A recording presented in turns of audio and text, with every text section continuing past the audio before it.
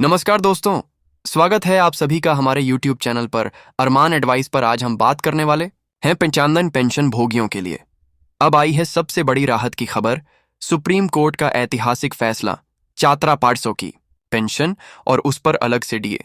अब सम्मान से जीना होगा आसान, क्योंकि ये पेंशन अब अधिकार बन गई है। ईपीएफओ में हुए 5 बड़े बदलाव पेंशन और पीएफ पर पड़ेगा सीधा असर। EPFO new updates. EPS 99 pension योजना के तहत आने वाले लाखों पेंशन भोगियों को अब न्यूनतम RSR 67,500 की पेंशन के साथ महंगाई भत्ता यानी डीए भी मिलेगा। यह फैसला सुप्रीम कोर्ट ने सुनाया है, जो उन बुजुर्गों के लिए नई उम्मीद बनकर आया है जिन्हें अब तक बेहद कम राशि में गुजारा करना पड़ रहा था। यह फैसला न केवल पेंशन की राशि बढ़ाएगा, बल्कि बुजुर्गों की गरिमा और आत्मनिर्भरता को भी मजबूत करेगा। ईपीएस 99 पेंशन क्या है? ईपीएस 99 यानी कर्मचारी पेंशन योजना। 1985 में ईपीएफओ द्वारा शुरू की गई यह योजना नौकरी के बाद पेंशन सुरक्षा देती है। जो कर्मचारी अपनी सेवा के दौरान ईपीएफ में योगदान करते हैं, उन्हें रिटायरमेंट के बाद ईपीएस के तहत मासिक पेंशन दी जाती है। सुप्रीम कोर्ट का फैसला क्यों खास है?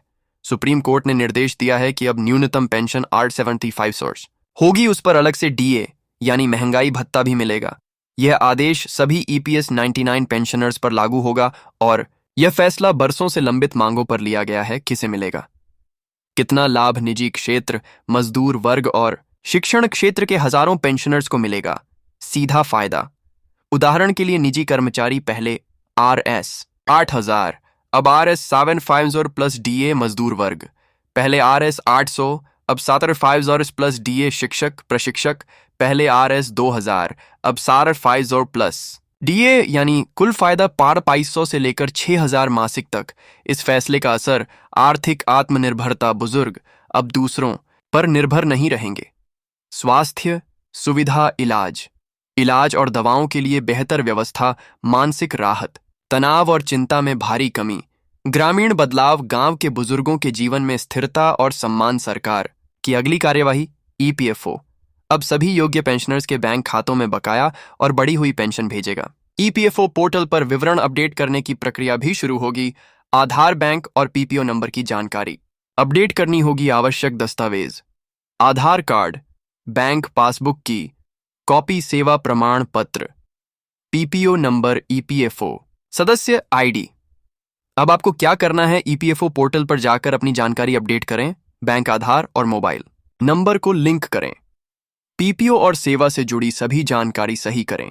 ईपीएफओ से अपडेट्स के लिए नियमित संपर्क बनाए रखें।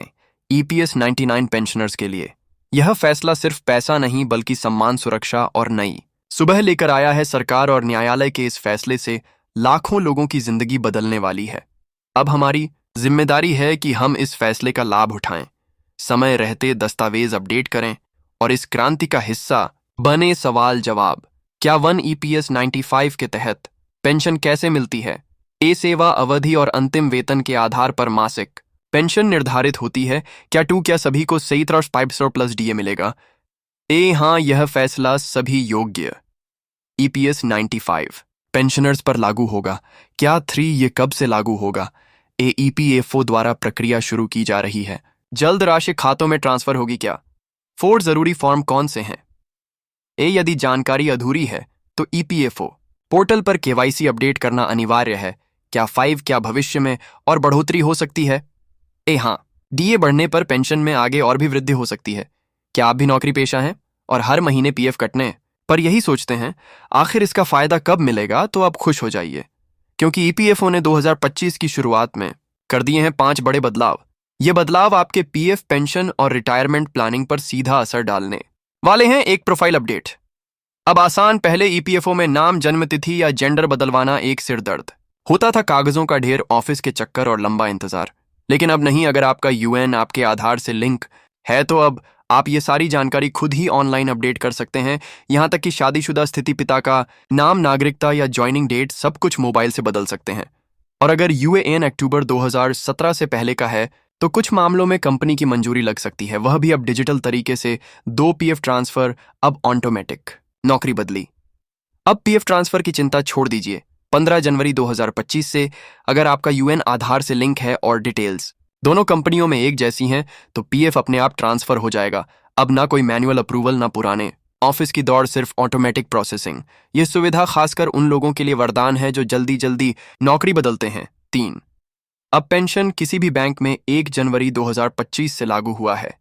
सीपीपीएस सेंट्रलाइज्ड पेंशन पेमेंट सिस्टम। अब आपकी पेंशन सीधे किसी भी बैंक खाते में जाएगी, चाहे वह सरकारी हो या प्राइवेट। पहले पीपीओ ट्रांसफर में बहुत झंझट होता था।